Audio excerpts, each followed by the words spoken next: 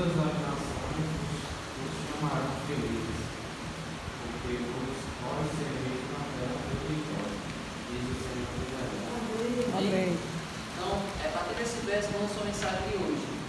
Esse verso aí diz que todas as nações vão chamar a gente de felizes. Vocês vão ser felizes, vocês são um povo feliz. E agora vamos ver como é que Jesus chama as famílias que são fiéis a Ele. Para Mateus 5 agora.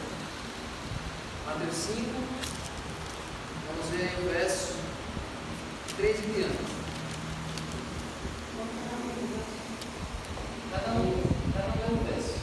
Pode ser começar por esse verso de novo, e vai para a Yara, depois para você deve? A partir do 3, cada um lê um verso.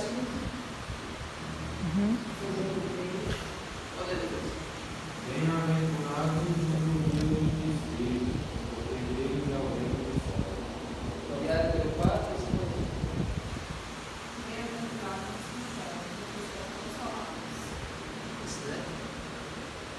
Bem-aventurados os nossos, porque herdarão a terra. Bem-aventurados que têm fome e sede de justiça, porque serão fartos. 7. Bem-aventurados os misericordiosos, porque alcançarão misericórdia.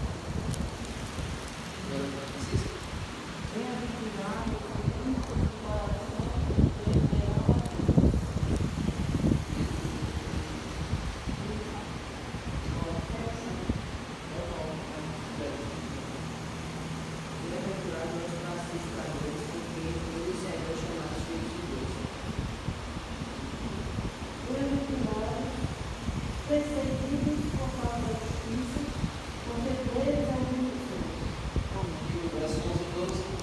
Bem-aventurados são vocês, quando por minha causa os insultarem e os perseguirem e disserem todo mal contra vocês. Alegrem-se e exultem, porque é grande a sua recompensa nos céus, porque assim perseguiram os profetas que viveram antes de vocês. Amém? Então aí Jesus ele começa o seu maior sermão. Todos os sermões que Jesus já fez na vida, esse foi o maior de todos, esse foi o sermão mais incrível. E aqui ele começa dizendo que os seus ouvintes são muito felizes, porque bem-aventurado quer dizer mais do que feliz, uma pessoa muito feliz. Ele começa dizendo que as pessoas que são mais do que felizes, elas são mansas, elas são perdoadoras, elas são pacificadoras, acho que elas são humildes, são limpas de espírito. Todas essas características que nós devemos ter. Então, as famílias de Deus, elas precisam ter essas características para serem bem-aventuradas. Agora, a Bíblia também diz que nós podemos ser bem-aventurados, ser felizes, materialmente, com as coisas que nós temos. Ou seja, no tempo da Bíblia, uma família que era chamada de bem-aventurada, uma família feliz nas coisas materiais, era uma família que o seu gado dava as crias, que a sua plantação era a plantação fértil. Então, se as famílias tivessem tudo, se as plantações delas tivessem dando resultado, e seus rebanhos também, essa família era uma família abençoada, era uma família bem-aventurada. E não só na questão da pecuária, da agricultura, mas também na questão de filhos. Quanto mais filhos uma família tivesse, essa família era considerada feliz, era uma família abençoada. E essa visão de uma família abençoada pelo número de filhos não é só no tempo da Bíblia. Até no tempo da Abraão, para contar melhor, as famílias que tinham muitos filhos e recursos para criar esses filhos eram vistas como uma família que Deus abençoava, que Deus está fazendo aquela família ser fértil. Agora, o que é mais interessante que a Bíblia fala é que quando uma família é chamada de abençoada, quando uma família é chamada de bem-aventurada, ela não guarda as bênçãos só para ela. Aquelas bênçãos elas sobem e transbordam para as outras famílias. Quer ver o verso que diz isso? Vamos voltar lá para Gênesis 12, verso 3.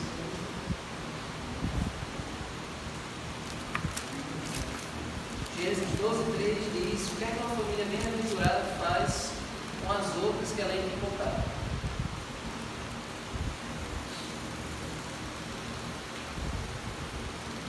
Quanto esse? Gênesis 12, 3. Esse abençoado abençoarei os que abençoarem, e amaldiçoarei os que amaldiçoarem. Em ti serão benditas todas as famílias da terra. E aí? Então, uma família que é abençoada por Deus, todas as outras que entram em contato com aquela família, que passam um pedaço da sua casa, que têm algum contato ali no trabalho, todas as outras famílias são abençoadas por aquela família que é bem-aventurada. Então, voltando por exemplo da família do meu tataravô, quando as outras famílias, que é o avô predal, aí quando as outras casas estavam tendo uma seca tremenda assim, na região, todo mundo passava fome, as pessoas iam até a fazenda do meu tataravô para pedir comida, que é o avô dela. Meu avô, ele matava vaca e comprava um saco de farinha para feijão, farinha, carne, era óleo de sobra. Eu com gosto de propriedade, depois eu tinha arroz, farinha, carne. De rapadura. Meu avô, pai de mamãe, ele matava uma vaca e repartia em pedaços de estrutura, todo mundo ficava assim. E farinha, comprava um saco de farinha, dava de vinho. Lembro demais, minha avó buscava uma máquina de costura de mão, fazia um saquinho de farinha, fazia um saquinho de vinho, ela costura 5 quilos de farinha em cada saquinho daquele, para mandar os filhos dele, homens, a cavalo, distribuir aquele saquinho de farinha e aquele pedaço de carne. Eu vi muitas vezes acontecer aquilo. Então, meu avô, pai e mamãe, ele deixou um legado de generosidade a todos os nossos. O nome dele era José Mariano, não era? Ele voltando para mais para frente do papai, ele criou 14 filhos, mamãe teve 25 filhos, criou 14. Porque graças a Deus ele criava um e o outro. Graças a Deus ele criou todo mundo assim. Era gente demais. Agora acontece que pessoas que as filhas não pensam. Estou contando esse capítulo aqui com filhos com três. Famílias que tinham 2, 3 filhos, que também eram agricultores, que nem o pai. E a situação financeira do pai já era diferente da do meu avô. O avô era mais estabelecido, tinha mais terra, mais gado. Papai era um agricultor que criou a gente trabalhando no pesado. E papai, com a casa cheia de meninos, de todos os habitados de meninos na casa. E as famílias que tinham 2, 3 filhos, vinha pegar emprestado as coisas ao papai, não dá seja. Papai criou nós tudinho, deu escola a todos nós estudamos. E a gente era melhor nas escolas, nossos modos eram bons.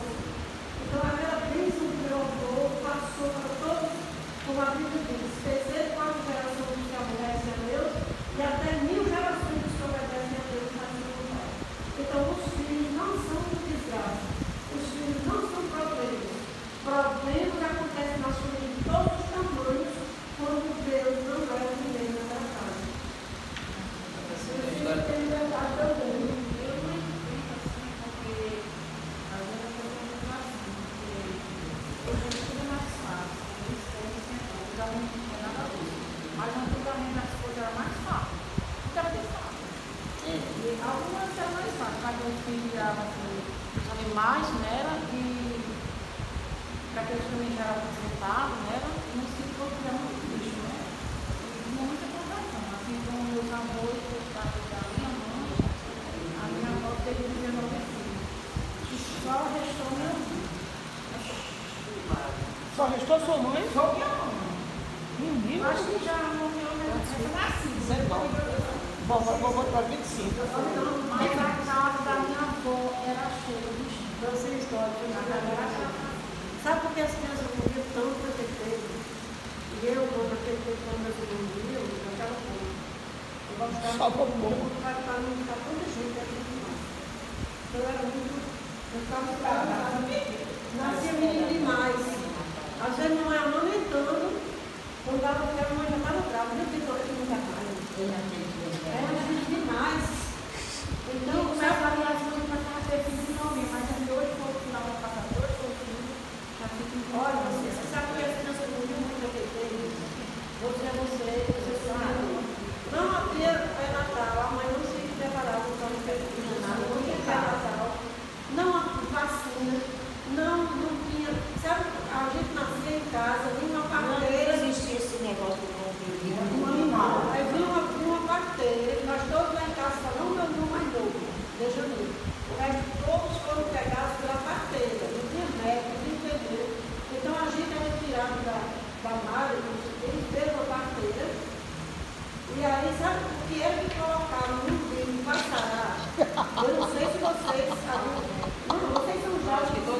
pó de café, de onde a Jailza sabe. Eu digo a vocês porque eu era uma das que ia buscar bosta de vaca seca no campo, aquelas costas bem branquinhas, queimar para fazer uma cinza que a mamãe guardava no vidrinho de penicilina. Tudo isso são lembranças da minha infância. Já vivia cheio de vidro cheio. Já era cinza porque tinha menino todo ano, mal curava os vidros, a mamãe já estava trabalhando. E aí, sabe o que botava no vidro?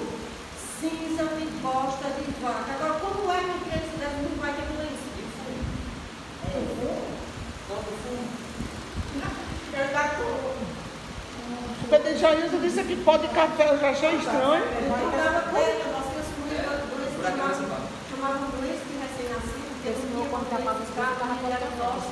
Então, colocava aquela cinza no vidro da criança e a criança tinha doença inexplicável no rio. Contaminado. O umbigo é a fonte da circulação do Minha resíduo. mãe teve Passava 16, aquela coisa só ficaram e a criança morria. Uma competição. É. 19, 16. Foi.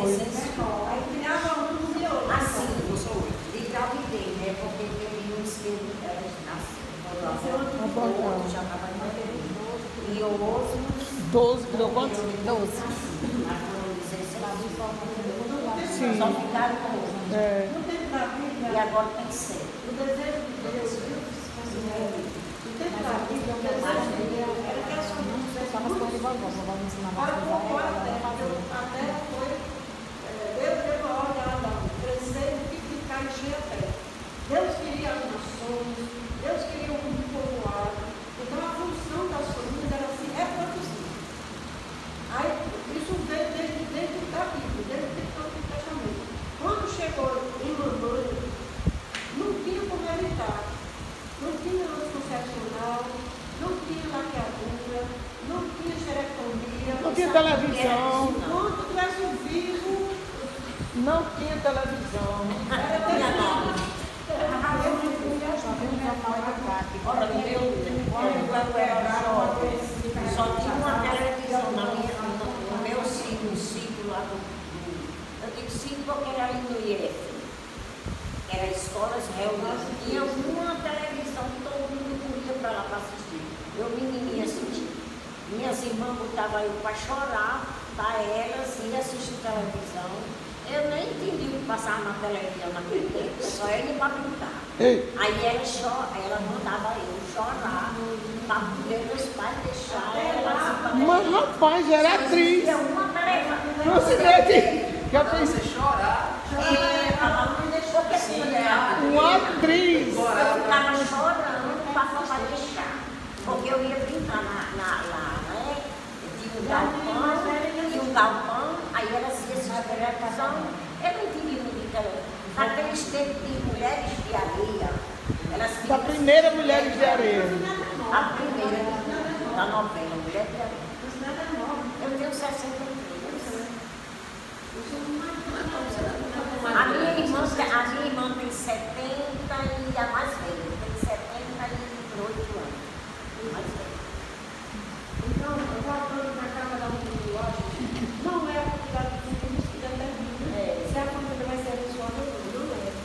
Hoje não é mais nem aconselhável que as famílias tenham tantos filhos, porque hoje com 3 filhos já está bom. Né? 4, 5, a família pequena hoje está mais. Você quer outra? Né? Você quer Ela outra? trabalha fazendo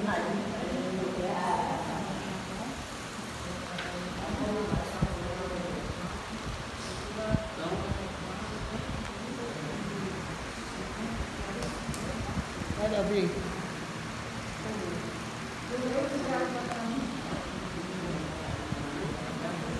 Pois é, então essa riqueza, tanto material quanto familiar, era um motivo para as outras nações invejarem e quererem ser como o povo de Israel.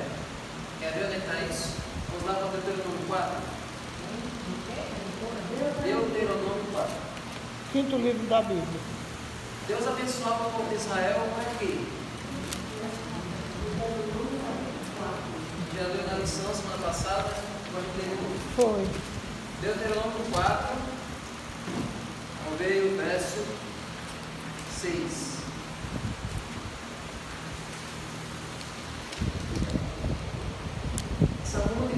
Deus derramava sobre o povo de Israel era com que objetivo? Deuteronômio é o quinto livro da Bíblia. Gênesis, Êxodo, Levítico, Números, Deuteronômio. 4, verso 6.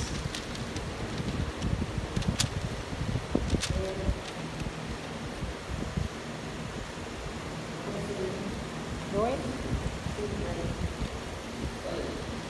4, 6. Portanto, guardem e cumpram essas leis, porque isto será a sabedoria e o entendimento de vocês, aos olhos dos povos, que ouvindo todos esses estatutos dirão: de fato, este grande povo é gente sábia e inteligente. Olha aí. Então, era para as outras nações olharem e dizer: que povo inteligente, que povo sabio, que povo abençoado, eles têm uma terra fértil, eles têm os animais que não criam, têm famílias grandes. Eles têm leis justas. As leis deles são justas, eles não são leis que nem as nossas, são corrompidas, que os reis vivem fazendo emendas. Lá eles nem têm rei, quem governa eles é o próprio Deus deles, e o Deus deles é tão próximo deles, é tão amigo, que conversa com eles, né? Eu conversando com eles, eles são íntimos do próprio Deus deles. Então era o povo de Israel ser um modelo, um exemplo para as outras pessoas, para todo mundo querer ser que nem eles. Então, a lição que a gente aprende é que as nossas famílias também têm que ser um modelo de bênçãos para que as outras pessoas possam ser abençoadas pelas bênçãos que vêm para nossas casas. Amém. E todo o nosso dinheiro, tudo que vem para nós, não é apenas para a gente gastar no nosso próprio deleite. Tem gente que pensa que investir em viagens, investir em eventos, em coisas, em festas, cerimônias apenas para a própria família é o que vai tornar a família feliz. Mas você sabe que quando a família investe o seu dinheiro para ajudar outras, elas se tornam mais felizes ainda? Vamos ver isso. Tiago 4, 3. Depois de Hebreus. Novo Testamento, Depois de Hebreus. 4, 1 a 3.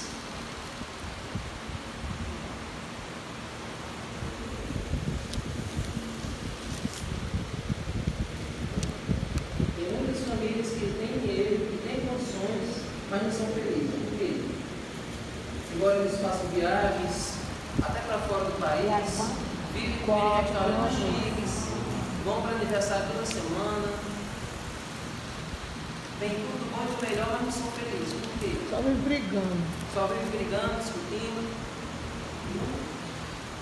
Agora eu vou botar todo mundo ali para ninguém pegar no som. Vamos ver aqui, Francisco, lê o verso 1. Tiago 4, verso 1.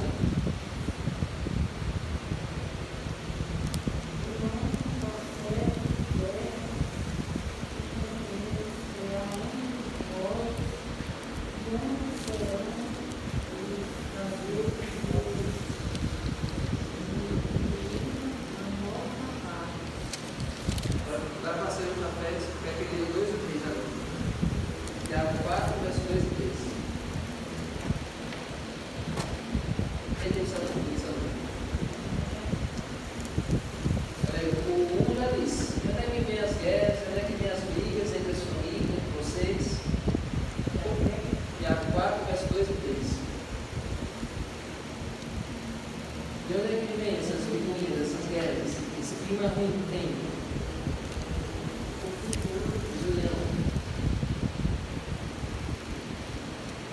Quem vai ler o 2 e 3? Famílias que têm tudo bom e melhor, chegam no último, mas não são felizes. Por quê? 4, 2 e 3.